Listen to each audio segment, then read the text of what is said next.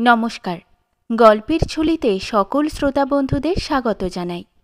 আজ আপনাদের জন্য গল্পের ঝুলিতে রয়েছে রবীন্দ্রনাথ ঠাকুরের লেখা মানভঞ্জন। গল্পটি ভালো লাগলে একটা লাইক এবং কমেন্ট করে জানানোর অনুরোধ রইল। আর চ্যানেলে নতুন হয়ে থাকলে আরও গল্প শোনার জন্য চ্যানেলটি সাবস্ক্রাইব করতে কিন্তু ভুলবেন না। তাহলে চলুন শুনে নেওয়া যাক আজকের গল্প। রমানাথ শীলের ত্রিতল অট্টালিকায় সর্বোচ্চ তলের ঘরে গোপীনাথ শীলের স্ত্রী গিরিবালা বাস করে। শয়নকক্ষের দক্ষিণ দ্বারের সম্মুখে ফুলের টবে গুটিকতক বেলফুল এবং গোলাপ ফুলের গাছ। ছাদটি উচ্চ প্রাচীর দিয়ে ঘেরা। বহির্দৃশ্য দেখিবার জন্য প্রাচীরের মাঝে মাঝে একটি করিয়া ইট ফাঁক দেওয়া আছে। শোবার ঘরে নানা বেশ এবং বিবেশ বিশিষ্ট বিলাতি নারী মূর্তির বাঁধানো এনগ্রেভিং টাঙানো রহিয়াছে। কিন্তু প্রবেশদ্বারের সম্মুখবর্তী বৃহৎ আয়নার উপরে ষোড়শী গৃহস্বামিনীর যে প্রতিবিম্বটি পড়ে, তাহা দেওয়ালের কোনো ছবি অপেক্ষা সৌন্দর্যে ন্যূন নহে। গিরিবালার সৌন্দর্য অকস্মাৎ আলোক রশ্মির ন্যায়, বিস্ময়ের ন্যায়, নিদ্রাভঙ্গে চেতনার ন্যায় একেবারে চকিতে আসিয়া আঘাত করে এবং এক আঘাতে অভিভূত করিয়া দিতে পারে। তাহাকে দেখিলে মনে হয় ইহাকে দেখিবার জন্য প্রস্তুত ছিলাম না। চারিদিকে এবং চিরকাল যেরূপ দেখে আসিতেছি, এ একেবারে হঠাৎ তাহা হইতে অনেক স্বতন্ত্র। গিরিবালাও আপন লাবণ্যোচ্ছ্বাসে আপনি আদ্যপান্ত তরঙ্গিত হইয়া উঠিয়াছে। মদের ফেনা যেমন পাত্র ছাপিয়া পড়িয়া যায়, নব যৌবন এবং নবীন সৌন্দর্য তাহার সর্বাঙ্গে তেমনি ছাপিয়া পড়িয়া যাইতেছে। তাহার বসনে ভূষণে গমনে, তাহার বাহুর বিক্ষেপে, তাহার গ্রীবার ভঙ্গিতে, তাহার চঞ্চল চরণের উদ্দাম ছন্দে, নূপুর নিক্কণে, কঙ্কণের কিঙ্কিণীতে, তরল হাস্যে, ক্ষিপ্র ভাষায়, উজ্জ্বল কটাক্ষে একেবারে উচ্ছৃঙ্খলভাবে উদ্বেলিত হইয়া উঠিতেছে। আপন সর্বাঙ্গের এই উচ্ছ্বলিত মদির রসে গিরিবালার একটা নেশা লাগিয়াছে। প্রায় দেখা যাইত একখানি কোমল রঙিন বস্ত্রে আপনার পরিপূর্ণ দেহখানি জড়াইয়া সে ছাদের উপরে অকারণে চঞ্চল হইয়া বেড়াইতেছে, যেন মনের ভিতরকার কোনো এক অশ্রুত অব্যক্ত সঙ্গীতের তালে তালে তাহার অঙ্গ প্রত্যঙ্গ নৃত্য করিতে চাহিতেছে। আপনার অঙ্গকে নানা ভঙ্গিতে উৎক্ষিপ্ত বিক্ষিপ্ত প্রক্ষিপ্ত করিয়া তাহার যেন বিশেষ কি এক আনন্দ আছে। সে যেন আপনার সৌন্দর্যের নানা দিকে নানা ঢেউ তুলিয়া দিয়া সর্বাঙ্গের উত্তপ্ত রক্তস্রোতে অপূর্ব পুলক সহকারে বিচিত্র আঘাত প্রতিঘাত অনুভব করিতে থাকে। সে হঠাৎ গাছ হইতে পাতা ছিঁড়িয়া দক্ষিণ বাহু আকাশে তুলিয়া সেটা বাতাসে উড়াইয়া দেয়। অমনি তাহার বালা বাজিয়া ওঠে, তাহার অঞ্চল বিশ্বস্ত্র হইয়া পড়ে। তাহার সুললিত বাহুর ভঙ্গিটি পিঞ্জরমুক্ত অদৃশ্য পাখির মতো অনন্ত আকাশের মেঘরাজ্যের অভিমুখে উড়িয়া চলিয়া যায়। হঠাৎ সে টব হইতে একটা মাটির ঢেলা তুলিয়া অকারণে ছুঁড়িয়া ফেলিয়া দেয়। চরণাঙ্গুলির উপর ভর দিয়া উচ্চ হইয়া দাঁড়াইয়া প্রাচীরের ছিদ্র দিয়া বৃহৎ বহির্জগৎটা একবার চট করিয়া দেখিয়া লয়, আবার ঘুরিয়া আঁচল ঘুরাইয়া চলিয়া আসে। আঁচলের চাবির গোছা ঝিনঝিন করিয়া বাজিয়া ওঠে। হয়তো আয়নার সম্মুখে গিয়া খোপা খুলিয়া ফেলিয়া অসময় চুল বাঁধিতে বসে। চুল বাঁধিবার দড়ি দিয়া কেশমূল বেষ্টন করিয়া সেই দড়ি কুন্দ দন্তপংক্তিতে দংশন করিয়া ধরে। দুই বাহু ঊর্ধ্বে তুলিয়া মস্তকের পশ্চাতে বেণীগুলিকে দৃঢ় আকর্ষণে কুণ্ডলায়িত করে। চুল বাঁধা শেষ করিয়া হাতের সমস্ত কাজ ফুরাইয়া যায়। তখন সে আলস্য ভরে কোমল বিছানার উপরে আপনাকে পত্রান্তরালচ্যুত একটি জ্যোৎস্না লেখার মতো বিস্তীর্ণ করিয়া দেয়। তাহার সন্তানাদি নাই, ধনীগৃহে তাহার কোনো কাজকর্মও নাই। সে কেবল নির্জনে প্রতিদিন আপনার মধ্যে আপনি সঞ্চিত হইয়া শেষকালে আপনাকে আর ধারণ করিয়া রাখিতে পারিতেছে না। স্বামী আছে, কিন্তু স্বামী তাহার আয়ত্তের মধ্যে নাই। গিরিবালা বাল্যকাল হইতে যৌবনে এমন পূর্ণ বিকশিত হইয়া উঠিয়াও কেমন করিয়া তাহার স্বামীর চক্ষু এড়াইয়া গেছে। বরঞ্চ বাল্যকালে সে তাহার স্বামীর আদর পাইয়াছিল। স্বামী তখন স্কুল পালাইয়া তাহার সুপ্ত অভিভাবকদিগকে বঞ্চনা করিয়া নির্জন মধ্যাহ্নে তাহার বালিকা স্ত্রীর সহিত প্রণয়লাভ করিতে আসিত। এক বাড়িতে থাকিয়াও শৌখিন চিঠির কাগজে স্ত্রীর সহিত চিঠিপত্র লেখালেখি করিত। স্কুলের বিশেষ বন্ধুদিগকে সেই সমস্ত চিঠি দেখাইয়া গর্ব অনুভব করিত। তুচ্ছ এবং কল্পিত কারণে স্ত্রীর সহিত মান অভিমানেরও অসদ্ভাব ছিল না। এমন সময়ে বাপের মৃত্যুতে গোপীনাথ স্বয়ং বাড়ির কর্তা হইয়া উঠিল।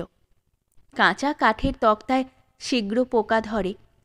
কাঁচা বয়সে গোপীনাথ যখন স্বাধীন হইয়া উঠিল, তখন অনেকগুলি জীবজন্তু তাহার স্কন্ধে বাসা করিল। তখন ক্রমে অন্তঃপুরে তাহার গতিবিধি হ্রাস হইয়া অন্যত্র প্রসারিত হইতে লাগিল। দলপতিত্বের একটা উত্তেজনা আছে। মানুষের কাছে মানুষের নেশাটা অত্যন্ত বেশি। অসংখ্য মনুষ্য জীবন এবং সুবিস্তীর্ণ ইতিহাসের উপর আপন প্রভাব বিস্তার করিবার প্রতি নেপোলিয়নের যে একটা প্রবল আকর্ষণ ছিল, একটি ছোট বৈঠকখানার ছোট কর্তাটিরও নিজের ক্ষুদ্র দলের নেশা অল্পতর পরিমাণে সেই এক জাতীয়। সামান্য ইয়ার্কি বন্ধনে আপনার চারিদিকে একটা লক্ষ্মীছাড়া ইয়ার মণ্ডলী সৃজন করিয়া তুলিলে তাহাদের উপর আধিপত্য এবং তাহাদের নিকট হইতে বাহবা লাভ করা একটা প্রচণ্ড উত্তেজনার কারণ হইয়া দাঁড়ায়। সেজন্য অনেক লোক বিষয়নাশ, ঋণ, কলঙ্ক সমস্তই স্বীকার করিতে প্রস্তুত হয়। গোপীনাথ তাহার ইয়ার সম্প্রদায়ের অধ্যক্ষ হইয়া ভারী মাতিয়া উঠিল। সে প্রতিদিন ইয়ার্কির নব নব কীর্তি, নব নব গৌরব লাভ করিতে লাগিল। তাহার দলের লোক বলিতে লাগিল, শ্যালকবর্গের মধ্যে ইয়ার্কিতে অদ্বিতীয় খ্যাতি লাভ করিল গোপীনাথ। সেই গর্বে, সেই উত্তেজনায় অন্যান্য সমস্ত সুখ দুঃখ কর্তব্যের প্রতি অন্ধ হইয়া হতভাগ্য ব্যক্তিটি রাত্রিদিন আবর্তের মতো পাক খাইয়া খাইয়া বেড়াইতে লাগিল। এদিকে জগজ্জয়ী রূপ লইয়া আপন অন্তঃপুরের প্রজাহীন রাজ্যে শয়নগৃহের শূন্য সিংহাসনে গিরিবালা অধিষ্ঠান করিতে লাগিল। সে নিজে জানিত বিধাতা তাহার হস্তে রাজদণ্ড দিয়াছেন। সে জানিত প্রাচীরের ছিদ্র দিয়া যে বৃহৎ জগৎখানি দেখা যাইতেছে, সেই জগৎটিকে সে কটাক্ষে জয় করিয়া আসিতে পারে। অথচ বিশ্ব সংসারের মধ্যে একটি মানুষকেও সে বন্দী করিতে পারে নাই। গিরিবালার একটি সুরসিকা দাসী আছে। তাহার নাম সুধ, অর্থাৎ সুধামুখী। সে গান গাহিত, নাচিত, ছড়া কাটিত, প্রভুপত্নীর রূপের ব্যাখ্যা করিত এবং অরসিকের হস্তে এমন রূপ নিষ্ফল হইল বলিয়া আক্ষেপ করিত। গিরিবালার যখন তখন এই সুধকে নহিলে চলিত না। উল্টিয়া পাল্টিয়া সে নিজের মুখের শ্রী, দেহের গঠন, বর্ণের উজ্জ্বলতা সম্বন্ধে বিস্তৃত সমালোচনা শুনিত। মাঝে মাঝে তাহার প্রতিবাদ করিত এবং পরম পুলকিত চিত্তে সুধকে মিথ্যাবাদিনী, চাটুভাষিনী বলিয়া গঞ্জনা করিতে ছাড়িত না। সুধ তখন শত শত শপথ সহকারে নিজের মতের অকৃত্রিমতা প্রমাণ করিতে বসিত। গিরিবালার পক্ষে তাহা বিশ্বাস করা নিতান্ত কঠিন হইত না। সুধ গিরিবালাকে গান শুনাইত, দাসখত দিলাম লিখে শ্রীচরণে। এই গানের মধ্যে গিরিবালা নিজের অলোক্তাঙ্কিত অনিন্দ সুন্দর চরণ পল্লবের স্তব শুনিতে পাইত এবং একটি পদলুণ্ঠিত দাসের ছবি তাহার কল্পনায় উদিত হইত। কিন্তু হায়, দুটি শ্রীচরণ মলের শব্দে শূন্য ছাতের উপরে আপন জয়গান ঝঙ্কৃত করিয়া বেড়ায়, তবু কোনো স্বেচ্ছা বিকৃত ভক্ত আসিয়া দাসখত লিখিয়া দিয়া যায় না। গোপীনাথ যাহাকে দাসখত লিখিয়া দিয়াছে তাহার নাম লবঙ্গ। সে থিয়েটারে অভিনয় করে। সে স্টেজের উপর চমৎকার মূর্ছা যাইতে পারে। সে যখন সানুনাসিক কৃত্রিম কাঁদুনির স্বরে হাঁপাইয়া হাঁপাইয়া টানিয়া টানিয়া আধো আধো উচ্চারণে প্রাণনাথ প্রাণেশ্বর করিয়া ডাক ছাড়িতে থাকে, তখন পাতলা ধুতির ওপর ওয়েস্টকোট পরা ফুলমোজা মণ্ডিত দর্শক মণ্ডলী এক্সিলেন্ট এক্সিলেন্ট করিয়া উচ্ছ্বসিত হইয়া ওঠে। এই অভিনেত্রী লবঙ্গের অত্যাশ্চর্য ক্ষমতার বর্ণনা গিরিবালা ইতিপূর্বে অনেকবার তাহার স্বামীর মুখেই শুনিয়াছে। তখনও তাহার স্বামী সম্পূর্ণরূপে পলাতক হয় নাই। তখন সে তাহার স্বামীর মহাবস্থা না জানিয়াও মনে মনে অসহায় অনুভব করিত।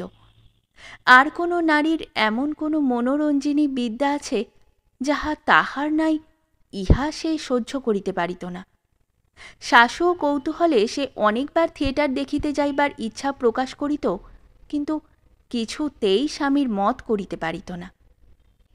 অবশেষে সে একদিন টাকা দিয়া সুধোকে থিয়েটার দেখিতে পাঠাইয়া দিল। সুধো আসিয়া নাসা ভ্রুকুঞ্চিত করিয়া রামনাম উচ্চারণপূর্বক অভিনেত্রীদিগের ললার দেশে সম্মার্জনীয় ব্যবস্থা করিল এবং তাহাদের কদর্য মূর্তি ও কৃত্রিম ভঙ্গিতে যে সমস্ত পুরুষের অভিরুচি জন্মে, তাহাদের সম্বন্ধেও সেই একই রূপ বিধান স্থির করিল। শুনিয়া গিরিবালা বিশেষ আশ্বস্ত হইল, কিন্তু যখন তাহার স্বামী বন্ধন ছিন্ন করিয়া গেল, তখন তাহার মনে সংশয় উপস্থিত হইল। সুধোর কথায় অবিশ্বাস প্রকাশ করিলে সুধো গিরির গা ছুঁইয়া বারংবার কহিল, বস্ত্রখণ্ডাবৃত দগ্ধ কাষ্ঠের মতো তাহার নীরস এবং কুৎসিত চেহারা। গিরি তাহার আকর্ষণী শক্তির কোনো কারণ নির্ণয় করিতে পারিল না এবং নিজের অভিমানে সাংঘাতিক আঘাতপ্রাপ্ত হইয়া জ্বলিতে লাগিল। অবশেষে একদিন সন্ধ্যাবেলায় সুধোকে লইয়া গোপনে থিয়েটার দেখিতে গেল। নিষিদ্ধ কাজের উত্তেজনা বেশি।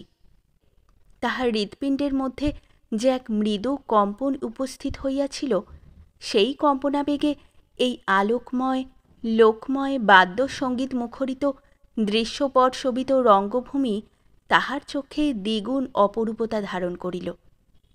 তাহার সেই প্রাচীর বেষ্টিত নির্জন নিরানন্দ অন্তঃপুর হইতে এ কোন এক সুসজ্জিত সুন্দর উৎসব লোকের প্রান্তে আসিয়া উপস্থিত হইল। সমস্ত স্বপ্ন বলিয়া বোধ হইতে লাগিল। সেদিন মানভঞ্জন অপেরা অভিনয় হইতেছে। কখন ঘণ্টা বাজিল, বাদ্য থামিয়া গেল। চঞ্চল দর্শকগণ মুহূর্তে স্থির হইয়া বসিল। রঙ্গমঞ্চের সম্মুখবর্তী আলোকমালা উজ্জ্বলতর হইয়া উঠিল। পট উঠিয়া গেল। একদল সুসজ্জিত নটী ব্রজাঙ্গনা সাজিয়া সঙ্গীত সহযোগে নৃত্য করিতে লাগিল। দর্শকগণের করতালি ও প্রশংসাবাদে নাট্যশালা থাকিয়া থাকিয়া ধ্বনিত ও কম্পিত হইয়া উঠিল। তখন গিরিবালার তরুণ দেহের রক্তলহরী উন্মাদনায় আলোড়িত হইতে লাগিল। সেই সঙ্গীতের টানে, আলোক ও আভরণের ছটায় এবং সম্মিলিত প্রশংসাধ্বনিতে সে ক্ষণকালের জন্য সমাজ সংসার সমস্তই বিস্মৃত হইয়া গেল। মনে করিল এমন এক জায়গায় আসিয়াছে যেখানে বন্ধনমুক্ত সৌন্দর্যপূর্ণ স্বাধীনতার কোনো বাধা মাত্র নাই। সুধো মাঝে মাঝে আসিয়া ভীতস্বরে কানে কানে বলে, বৌঠাগ্রহণ, এইবেলা বাড়ি ফিরিয়া চলো, দাদাবাবু জানিতে পারিলে রক্ষা থাকিবে না। গিরিবালা সে কথায় কর্ণপাত করে না। তাহার মনে এখন আর কিছু মাত্র ভয় নাই। অভিনয় অনেক দূর অগ্রসর হইল। রাধার দুর্জয় মান হইয়াছে। সে মানসাগরে কৃষ্ণ আর কিছুতেই থই পাইতেছে না।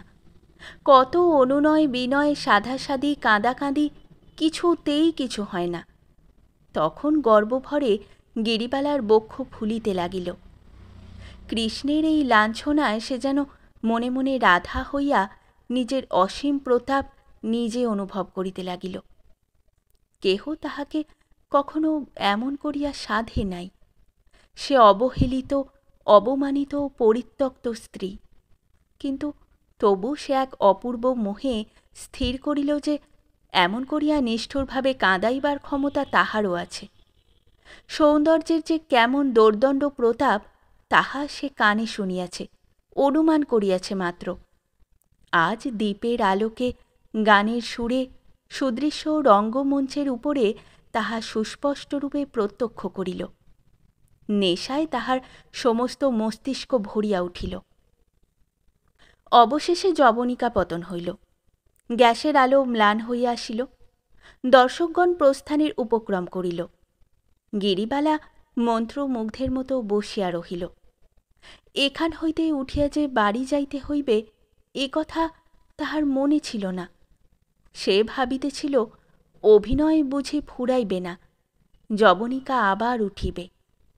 রাধিকার নিকট শ্রীকৃষ্ণের পরাভব, জগতে ইহা ছাড়া আর কোনো বিষয় উপস্থিত নাই। সুধো কহিল, বউ ঠাকরন, করো কি, ওঠো, এখনই সমস্ত আলো নিবাইয়া দিবে। গিরিবালা গভীর রাত্রে আপন শয়নকক্ষে ফিরিয়া আসিল। কোণে একটি দীপ মিটমিট করিতেছে। ঘরে একটি লোক নাই, শব্দ নাই। গৃহপ্রান্তে নির্জন শয্যার উপরে একটি পুরাতন মশারি বাতাসে অল্প অল্প দুলিতেছে। তাহার প্রতিদিনের জগৎ অত্যন্ত বিশ্রী, বিরস এবং তুচ্ছ বলিয়া ঠেকিতে লাগিল। কোথায় সেই সৌন্দর্যময়, আলোকময়, সঙ্গীতময় রাজ্য, যেখানে সে আপনার সমস্ত মহিমা বিকীর্ণ করিয়া দিয়া জগতের কেন্দ্রস্থলে বিরাজ করিতে পারে, যেখানে সে অজ্ঞাত ও অবজ্ঞাত তুচ্ছ সাধারণ নারী মাত্র নহে। এখন হইতে সে প্রতি সপ্তাহেই থিয়েটারে যাইতে আরম্ভ করিল। কালক্রমে তাহার সেই প্রথম মোহ অনেকটা পরিমাণে হ্রাস হইয়া আসিল।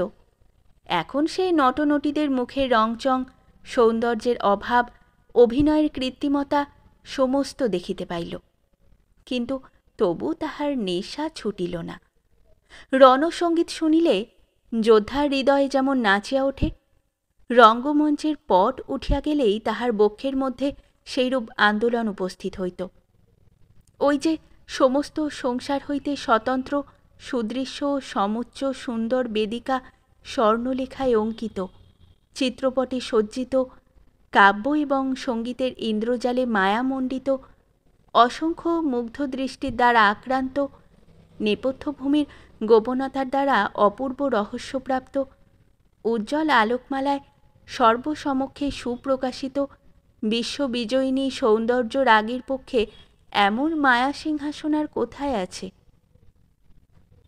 প্রথম যেদিন সে তাহার স্বামীকে রঙ্গভূমিতে উপস্থিত দেখিল এবং যখন গোপীনাথ কোনো নটীর অভিনয়ে উন্মত্ত উচ্ছ্বাস প্রকাশ করিতে লাগিল, তখন স্বামীর প্রতি তাহার মনে প্রবল অবজ্ঞার উদয় হইল। সে জর্জরিত চিত্তে মনে করিল, যদি কখনো এমন দিন আসে যে তাহার স্বামী তাহার রূপে আকৃষ্ট হইয়া দগ্ধপক্ষ পতঙ্গের মতো তাহার পদতলে আসিয়া পড়ে এবং সে আপন চরণ নখরের প্রান্ত হইতে উপেক্ষা বিকীর্ণ করিয়া দিয়া অভিমান ভরে চলিয়া যাইতে পারে, তবেই তাহার এই ব্যর্থ রূপ, ব্যর্থ যৌবন সার্থকতা লাভ করিবে। কিন্তু সে শুভদিন আসিল কই? আজকাল গোপীনাথের দর্শন পাওয়াই দুর্লভ হইয়াছে। সে আপন প্রমত্ততার ঝড়ের মুখে ধূলিধ্বজের মতো একটা দল পাকাইয়া ঘুরিতে ঘুরিতে কোথায় চলিয়া গিয়াছে তাহার আর ঠিকানা নাই। একদিন চৈত্র মাসের বাসন্তী পূর্ণিমায় গিরিবালা বাসন্তী রঙের কাপড় পরিয়া দক্ষিণ বাতাসে অঞ্চল উড়াইয়া ছাদের উপর বসিয়াছিল।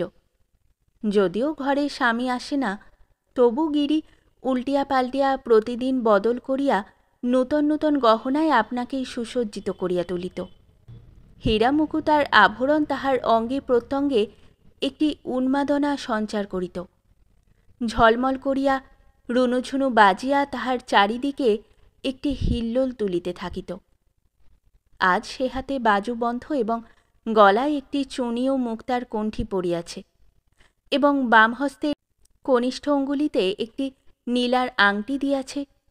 শুধু পায়ের কাছে বসিয়া মাঝে মাঝে তাহার নিটোল কোমল রক্তোৎপল পদপল্লবে হাত বুলাইতেছিল এবং অকৃত্রিম উচ্ছ্বাসের সহিত বলিতেছিল, আহা বউ ঠাকুরন, আমি যদি পুরুষ মানুষ হইতাম, তাহা হইলে এই পা দুখানি বুকে লইয়া মরিতাম। গিরিবালা সগর্বে হাসিয়া উত্তর দিতেছিল, বোধ করি বুকে না লইয়াই মরিতে হইত, তখন কি আর এমন করিয়া পা ছড়াইয়া দিতাম? আর বকিস নে, তুই সেই গানটা গা। শুধু সেই জ্যোৎস্না প্লাবিত নির্জন ছাদের উপর গাহিতে লাগিল, দাসখত দিলেম লিখে শ্রীচরণে, সকলে সাক্ষী থাকুক বৃন্দাবনে। তখন রাত্রি 10টা, বাড়ির আর সকলে আহারাদি সমাধা করিয়া ঘুমাইতে গিয়াছে। এমন সময় আতর মাখিয়া উড়ানি উড়াইয়া হঠাৎ গোপীনাথ আসিয়া উপস্থিত হইল। শুধু অনেকখানি জিভ কাটিয়া 7 হাত ঘোমটা টানিয়া ঊর্ধ্বশ্বাসে পলায়ন করিল। গিরিবালা ভাবিল তাহার দিন আসিয়াছে। সে মুখ তুলিয়া চাহিল না, সেই রাধিকার মতো গুরু মানভরে অটল হইয়া বসিয়া রহিল। কিন্তু দৃশ্যপট উঠিল না, শিখি পুচ্ছচূড়া পায়ের কাছে লুটাইল না, কেহ রাগিনীতে গাহিয়া উঠিল না, কেন পূর্ণিমা আধার করো লুকায়ে বদন শশী। সঙ্গীতহীন নীরস কণ্ঠে গোপীনাথ বলিল, একবার চাবিটা দাও দেখি। এমন জ্যোৎস্নায়, এমন বসন্তে, এতদিনের বিচ্ছেদের পরে এই কি প্রথম সম্ভাষণ? কাব্যে, নাটকে, উপন্যাসে যাহা লেখে তাহার আগাগোড়াই মিথ্যে কথা। অভিনয় মঞ্চেই প্রণয়ী গান গাহিয়া পায়ে আসিয়া লুটাইয়া পড়ে, এবং তাহাই দেখিয়া যে দর্শকের চিত্ত বিগলিত হইয়া যায়, সেই লোকটি বসন্ত নিশীথে গৃহ ছাদে আসিয়া আপন অনুপমা যুবতী স্ত্রীকে বলে, ওগো একবার চাবিটা দাও দেখি। তাহাতেই না আছে রাগিনী, না আছে প্রীতি, তাহাতে কোনো মোহ নাই, মাধুর্য নাই, তাহা অত্যন্ত অকিঞ্চিৎকর। এমন সময়ে দক্ষিণে বাতাস জগতের সমস্ত অপমানিত কবিত্বের মর্মান্তিক দীর্ঘ নিঃশ্বাসের মতো হুহু করিয়া বহিয়া গেল। টব ভরা ফুটন্ত বেলফুলের গন্ধ ছাদময় ছড়াইয়া দিয়া গেল। গিরিবালার চূর্ণ অলোক চোখে মুখে আসিয়া পড়িল এবং তাহার বাসন্তী রঙের সুগন্ধি আঁচল অধীরভাবে যেখানে সেখানে উড়িতে লাগিল। গিরিবালা সমস্ত মান বিসর্জন দিয়া উঠিয়া পড়িল। স্বামীর হাত ধরিয়া বলিল, চাবি দিব এখন, তুমি ঘরে চলো। আজ সে কাঁদিবে, কাঁদাইবে, তাহার সমস্ত নির্জন কল্পনাকে সার্থক করিবে, তাহার সমস্ত ব্রহ্মাস্ত্র বাহির করিয়া বিজয়ী হইবে, ইহা সে দৃঢ় সংকল্প করিয়াছে। গোপীনাথ কহিল, আমি বেশি দেরি করিতে পারিব না, তুমি চাবি দাও। গিরিবালা কহিল, আমি চাবি দিব এবং চাবির মধ্যে যাহা কিছু আছে সমস্ত দিব, কিন্তু আজ রাত্রে তুমি কোথাও যাইতে পারিবে না। গোপীনাথ বলিল, সে হইবে না, আমার বিশেষ দরকার আছে। গিরিবালা বলিল, তবে আমি চাবি দিব না। গোপী বলিল, দিবে না বই কি, কেমন না দাও দেখিব। বলিয়া সে গিরিবালার আঁচল দেখিল, চাবি নাই। ঘরের মধ্যে ঢুকিয়া তাহার আয়নার বাক্সর দেরাজ খুলিয়া দেখিল, তাহার মধ্যে চাবি নাই। তাহার চুল বাঁধিবার বাক্স জোর করিয়া ভাঙিয়া খুলিল, তাহাতে কাজললতা, সিঁদুরের কৌটা, চুলের দড়ি প্রভৃতি বিচিত্র উপকরণ আছে, চাবি নাই। তখন সে বিছানা ঘাঁটিয়া গদি উঠাইয়া আলমারি ভাঙিয়া নাস্তানাবুদ করিয়া তুলিল। গিরিবালা প্রস্তর মূর্তির মতো শক্ত হইয়া দরজা ধরিয়া ছাদের দিকে চাহিয়া দাঁড়াইয়া রহিল। ব্যর্থ মনোরথ গোপীনাথ রাগে গড়গড় করিতে করিতে আসিয়া বলিল, চাবি দাও বলিতেছি, নহিলে ভালো হইবে না। গিরিবালা উত্তর মাত্র দিল না। তখন গোপীনাথ তাহাকে চাপিয়া ধরিয়া তাহার হাত হইতে বাজুবন্ধ, গলা হইতে কণ্ঠি, আঙ্গুলি হইতে আংটি ছিনিয়া লইয়া তাহাকে লাথি মারিয়া চলিয়া গেল। বাড়ির কাহারও নিদ্রাভঙ্গ হইল না, পল্লীর কেহ কিছুই জানিতে পারিল না। জ্যোৎস্না রাত্রি তেমনই নিস্তব্ধ হইয়া রহিল। সর্বত্র যেন অখণ্ড শান্তি বিরাজ করিতেছে, কিন্তু অন্তরের চিৎকার ধ্বনি যদি বাহিরে শোনা যাইত, তবে সেই চৈত্র মাসের সুখসুপ্ত জ্যোৎস্না নিশীথিনী অকস্মাৎ তীব্রতম আর্তস্বরে দীর্ণ বিদীর্ণ হইয়া যাইত। এমন সম্পূর্ণ নিঃশব্দে এমন হৃদয় বিদারণ ব্যাপার ঘটিয়া থাকে, অথচ সে রাত্রিও কাটিয়া গেল। এমন পরাভব, এত অপমান গিরিবালা সুধোর কাছেও বলিতে পারিল না। মনে করিল আত্মহত্যা করিয়া এই অতুল রূপযৌবন নিজের হাতে খণ্ড খণ্ড করিয়া ভাঙিয়া ফেলিয়া সে আপন অনাদরের প্রতিশোধ লইবে।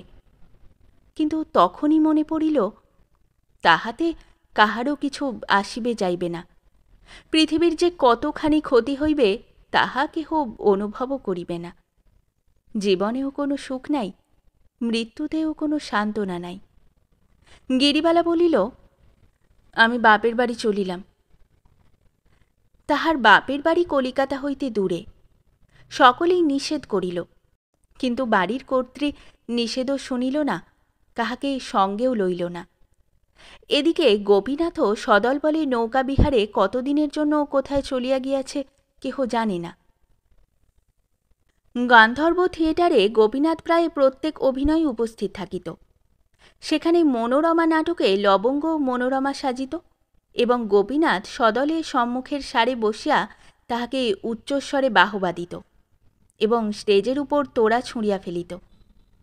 মাঝে মাঝে এক একদিন গোলমাল করিয়া দর্শকদের অত্যন্ত বিরক্তভাজন হইত, তথাপি রঙ্গভূমির অধ্যক্ষগণ তাহাকে কখনো নিষেধ করিতে সাহস করে নাই। অবশেষে একদিন গোপীনাথ কিঞ্চিৎ মত্তাবস্থায় গ্রিন রুমের মধ্যে প্রবেশ করিয়া ভারী গোল বাঁধাইয়া দিল। কি এক সামান্য কাল্পনিক কারণে সে আপনাকে অপমানিত জ্ঞান করিয়া কোনো নটিকে গুরুতর প্রহার করিল। তাহার চিৎকারে এবং গোপীনাথের গালিবর্ষণে সমস্ত নাট্যশালা চকিত হইয়া উঠিল। সেদিন অধ্যক্ষগণ আর সহ্য করিতে না পারিয়া গোপীনাথকে পুলিশের সাহায্যে বাহির করিয়া দেয়। গোপীনাথ এই অপমানের প্রতিশোধ লইতে কৃতনিশ্চয় হইল। থিয়েটারওয়ালারা পুজোর 1 মাস পূর্ব হইতে নূতন নাটক মনোরমার অভিনয় খুব আড়ম্বর সহকারে ঘোষণা করিয়াছে। বিজ্ঞাপনের দ্বারা কলিকাতা শহরটাকে কাগজে মুড়িয়া ফেলিয়াছে। রাজধানীকে যেন সেই বিখ্যাত গ্রন্থকারে নামাঙ্কিত নামাবলী পড়াইয়া দিয়াছে। এমন সময় গোপীনাথ তাহাদের প্রধান অভিনেত্রী লবঙ্গকে লইয়া বোটে চড়িয়া কোথায় অন্তর্ধান হইল, তাহার আর সন্ধান পাওয়া গেল না। থিয়েটারওয়ালারা হঠাৎ অকুল পাথারে পড়িয়া গেল। কিছুদিন লবঙ্গের জন্য অপেক্ষা করিয়া অবশেষে এক নূতন অভিনেত্রীকে মনোরমার অংশ অভ্যাস করাইয়া লইল। তাহাতেই তাহাদের অভিনয়ের সময় পিছাইয়া গেল, কিন্তু বিশেষ ক্ষতি হইল না। অভিনয়স্থলে দর্শক আর ধরে না, শত শত লোক দ্বার হইতে ফিরিয়া যায়। কাগজেও প্রশংসার সীমা নাই। সেই প্রশংসা দূরদেশে গোপীনাথের কানে গেল। সে আর থাকিতে পারিল না। বিদ্বেষে এবং কৌতূহলে পূর্ণ হইয়া সে অভিনয় দেখিতে আসিল।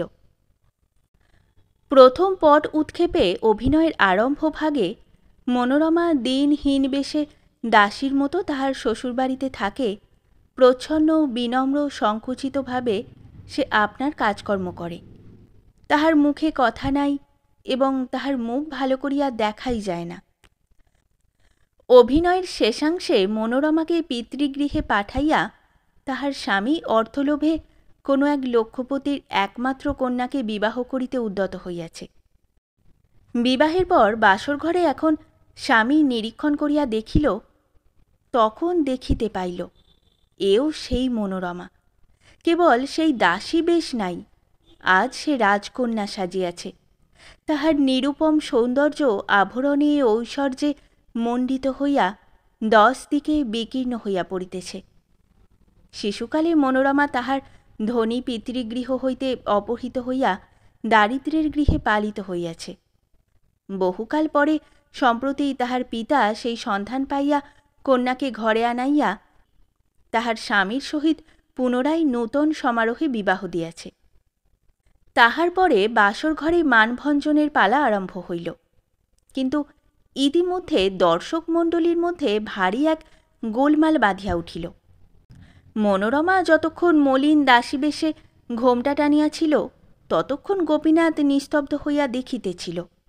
কিন্তু যখন সে আভরণে ঝলমল করিয়া রক্তাম্বর পরিয়া মাথায় ঘোমটা ঘুচাইয়া রূপের তরঙ্গ তুলিয়া বাসর ঘরে দাঁড়াইল এবং এক অনির্বচনীয় গর্বে গৌরবে গ্রীবা বঙ্কিম করিয়া সমস্ত দর্শক মণ্ডলীর প্রতি এবং বিশেষ করিয়া সম্মুখবর্তী গোপীনাথের প্রতি চকিত বিদ্যুতের ন্যায় অবজ্ঞাবর্জপূর্ণ তীক্ষ্ণ কটাক্ষ নিক্ষেপ করিল, তখন সমস্ত দর্শক মণ্ডলীর চিত্ত উদ্বেলিত হইয়া প্রশংসাসার করতালিতে নাট্যস্থলী সুদীর্ঘকাল কম্পান্বিত করিয়া তুলিতে লাগিল।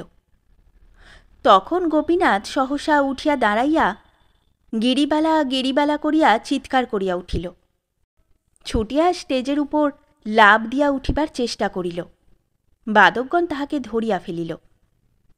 এই অকস্মাৎ রসভঙ্গে মর্মান্তিক ক্রুদ্ধ হইয়া দর্শকগণ ইংরাজিতে বাংলায় দূর করে দাও, বের করে দাও বলিয়া চিৎকার করিতে লাগিল। গোপীনাথ পাগলের মতো ভগ্নকণ্ঠে চিৎকার করিতে লাগিল, আমি ওকে খুন করব, ওকে খুন করব। পুলিশ আসিয়া গোপীনাথকে ধরিয়া টানিয়া বাহির করিয়া লইয়া গেল। সমস্ত কলিকাতা শহরের দর্শক দুই চক্ষু ভরিয়া গিরিবালার অভিনয় দেখিতে লাগিল। কেবল গোপীনাথ সেখানে স্থান পাইল না। শেষ হল আমাদের আজকের গল্প। গল্প পাঠে এবং বিভিন্ন চরিত্রে আমি তৃষিতা। গল্পটি ভালো লাগলে লাইক এবং শেয়ার করে দেবেন, আর চ্যানেলে নতুন হয়ে থাকলে আরও গল্প শোনার জন্য চ্যানেলটি সাবস্ক্রাইব করতে কিন্তু ভুলবেন না। খুব তাড়াতাড়ি নতুন একটি গল্প নিয়ে ফিরে আসব। সকলে ভালো থাকুন, শুনতে থাকুন গল্পের ঝুলি।